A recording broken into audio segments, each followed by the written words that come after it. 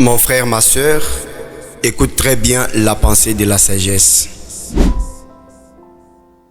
Véritablement, je te conseillerais de ne pas faire quelque chose par motif d'intérêt. Tu vois, quand tu es dans une position de faiblesse, apprends à ne pas manifester cela à tout le monde. Apprends à ne pas faire quelque chose par motif d'intérêt. Beaucoup plus, c'est quand nous sommes dans des positions de faiblesse, on croit qu'on mourra seulement comme ça et Dieu ne fera rien. Non. Tel que Dieu a visité l'autre, il est capable de te visiter aussi toi. Ne fais rien par motif d'intérêt, même si tu manques. Ce qui est grave, tu es même arrivé au point de soutenir le mal par motif d'intérêt.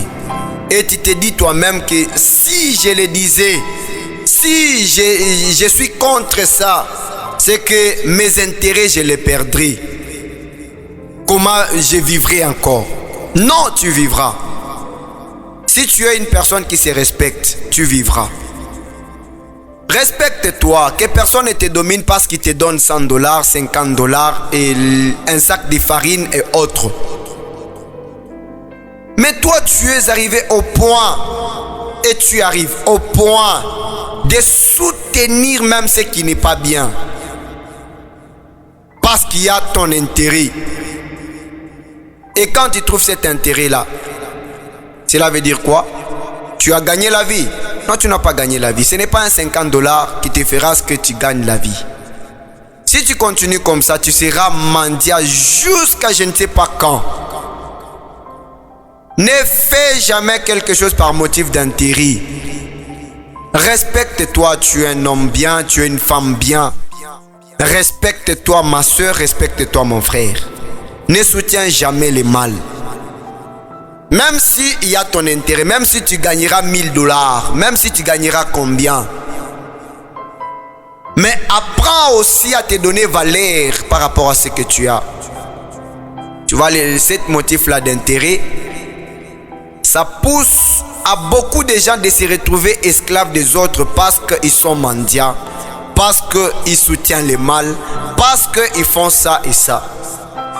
Pourquoi? Parce qu'il y a la présence de l'intérêt. Ne soutiens jamais le mal parce qu'il y a ton intérêt là-bas. Ne parle pas, c'est comme si tu es en train de jeter des fleurs.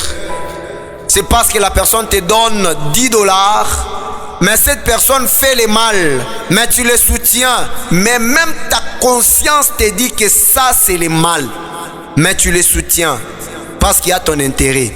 Quand tu ne soutiens pas, tu n'auras pas $10. C'est que vous allez dormir affamé à la maison.